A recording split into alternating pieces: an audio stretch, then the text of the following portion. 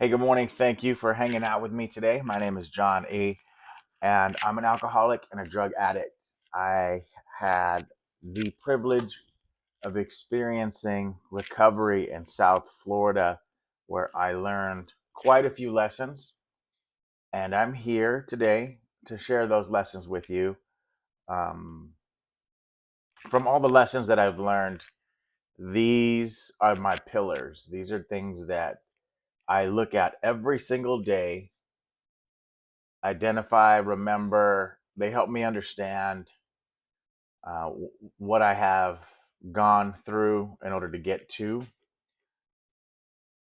And I have a built-in forgetter. That's something that we use in the rooms and in recovery to kind of describe how fast we forget how bad it was and how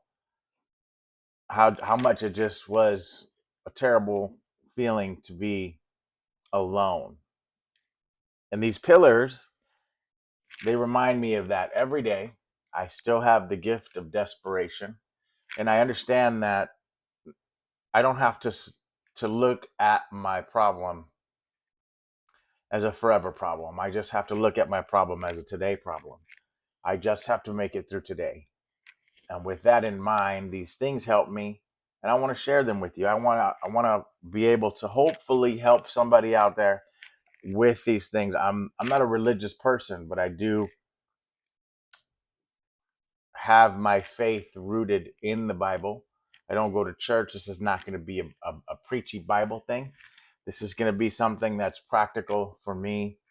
And I hope you can find something out of these pillars. I call them pillars because there's not one specific one that stands out. They all rely on each other to support my sobriety and my overall well-being.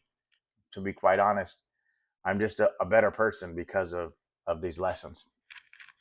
And there's a bunch of sub lessons, and you can break all of this down to a whole bunch of other things.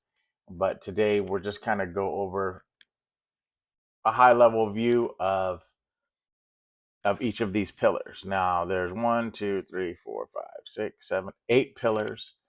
The first four are kind of tied into each other. And I don't want to come off here as someone who's trying to be a know-it-all. I don't know anything, and that's the most important lesson I learned. I don't know. I do need help. I do need the guidance of others. I do need the guidance of a higher power. I do need to understand that as smart as I think I am and as clever as I think I am, I'm really not. I'm really not. Wisdom, the way I understand it, has always been plagiarized. That's kind of the basis for it working and going down from generation to generation, um, where it continues to help people when they're ready for that type of help in their life. If I had someone tell me these things when I was 20 years old, I would be like, oh, I know, I know, I know. And when I catch myself saying, I know, then I got a real problem because I'm not listening. I'm not listening to somebody who's obviously trying to help me.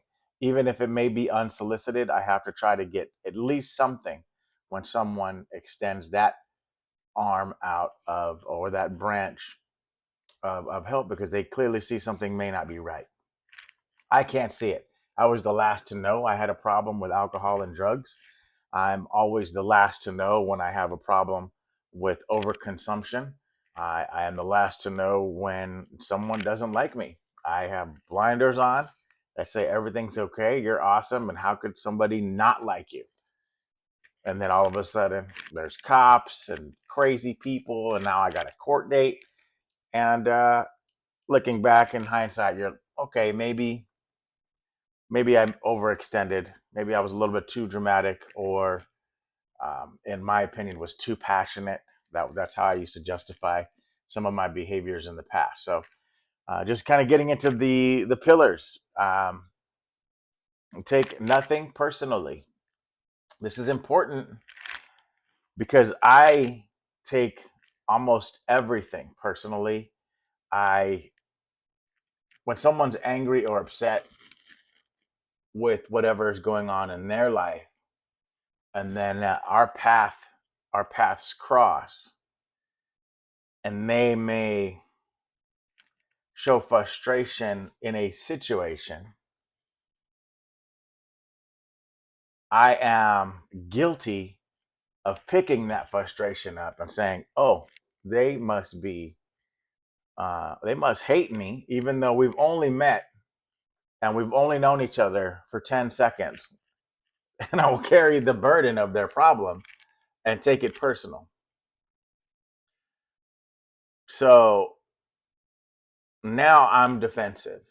Now I'm looking at this person as a threat and a problem.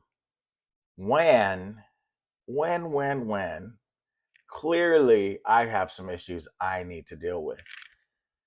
And for me to take something personally that is not personal, I have to be completely transparent here. It helps. There's a part of me that wants to connect, right? There's a part of me that's alone, not lonely, but alone. And that part of me that wants to connect is using this bridge of negativity to connect with this person, to lock in and then engage in a defensive stance. And in that posture, nothing good happens. Nothing good happens. I have a silver tongue. To be able to, I'm really quick to snap right back.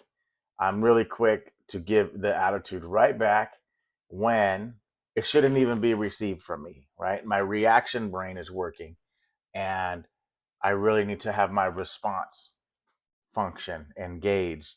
And if you don't understand, like, what's the difference between a reaction and a response, when you ever see someone gets hit or slapped or punched, they have a reaction, and their reaction is that fight or flight. People talk about this.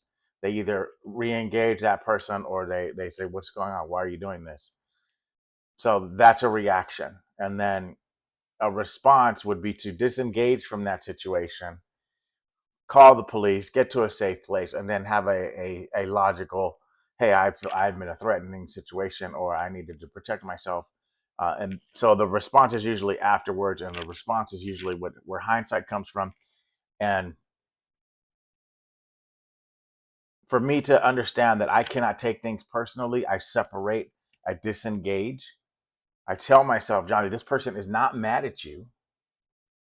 This person just met you. Yes, you may represent something that at the time where you're at work, or and they're like, and they say words like you people, you guys." Um, these types of words are triggering words for me to say, "Well, I'm part of their problem right now when I really want to be part of the solution." All this happens in my head in a matter of seconds. In a matter of seconds, I can determine if I'm going to engage and react with this person. And I'm not 100%, right? But the fact that I'm thinking about this now, and then when this does happen, and I can disengage, and whatever they're saying, that negative thing comes at me, and it just hits here, and then it falls down. And I can say, "Okay, they're not talking about me specifically. How can I actually help this person?" And sometimes I have to explain myself. Like, we're on the same team here. I want to be able to help you. Can I help you? Right. And when I start making clear communication with that person, they tend to understand, okay, this is not the time or the place. My emotions are getting the best of me. And that's a human condition. There's no one that's in the right or in the wrong here. There's no one who's at fault when we're kind of dealing with these situations, because this is where our humanity lies. We are passionate people, and life is suffering. We have to deal with things that we don't want to, and then we have to go out in the world and engage in people and with people when we don't want to, and we have to do our best. And this was the first pillar, to take nothing personally. That really kind of helped me understand where my resentments are. And resentments are something that I hold very close to my heart. I would say they're somewhere between my lungs and my heart, where I like to hold on to things, especially when people I know, I feel like they're attacking me personally on a personal level, hold that resentment, and then use that resentment later as an excuse to be destructive to myself.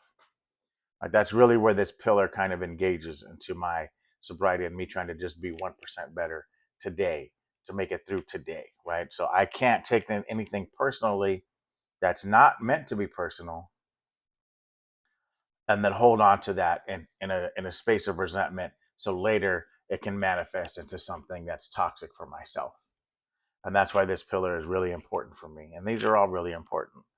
Um, to take nothing personally is something that I feel like I see a lot in the people around me. And when I hear keywords, when I hear people say, well, I feel when they start expressing their feelings, that means we're past that initial communication stage and we're into something that is a little bit more sensitive, and I need to be more sensitive. I come off very brash and kind of mean, and so it's very important for me to be able to understand, how I can be semi-professional when dealing with other people's emotions because I have to.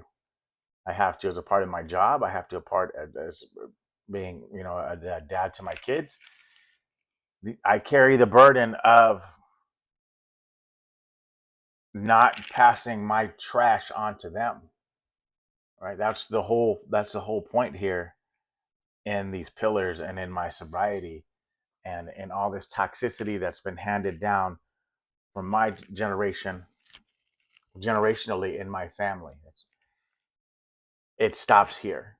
My children will have to worry about other problems. They will have to worry about, I don't know. I don't even know what they're going to have to worry about because I am stopping all of the stuff that has haunted my family for I don't even know how long. And hopefully I stopped enough to where they don't fall into it, but if they do, they know that there's hope and there's a way out. And hopefully they can find their pillars. And hopefully you can find your pillars. So that's the first pillar, take nothing personally. I hope you can kind of get something from that. And if not, um, maybe one of the other ones can help you and take wherever you're at in this struggle. I understand that me being a drug addict and an alcoholic is easier for me to identify where my faults are, but we all deal with something. We all have a vice. Some of it's video games, cell phone, some of it's the gym. And for balance to be a part of a person's life is, in my opinion, the most important thing. I cannot balance alcohol and drugs. If I get involved in anything, I have to be very aware of where my balance lies and what I do and kind of break it apart. So I hope you don't take anything I said personally. And if you do, you and me might have more in common than you think. And I hope you tune in for the next pillar. This is a first part of an 8-part series. And thank you for hanging out with me. Have a great day.